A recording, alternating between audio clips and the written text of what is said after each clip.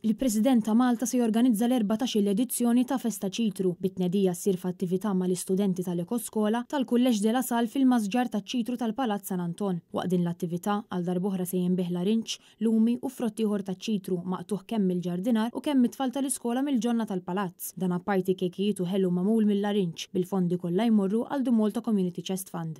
Kienet esperjenza vera sabiħa li niġġijaw u naqta l-arinċ fil-Palazz ta' San Anton.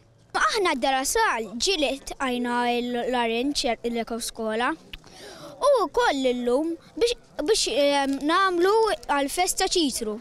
Carmenu Muscat, il-ġardinar tal-palazz, spjega li fiż-żona tas-siġar tal-palazz wieħed jista' jsib ma' 600 siġra taċ-ċitru bil-maġġoranza tagħhom ikunu tal-arinċ. Il-President George Vella min-naħa tiegħu ħeġġeġ biex it-tfal jieklu l-frott taċ-ċitru bħala sors ta' vitamina C. Il-President appella lil pubbliku sabiex jattendi għaliex mhux biss hija esperjenza għall-familja kollha iżda wkoll kontribut għal The Malta Community Chest Fund.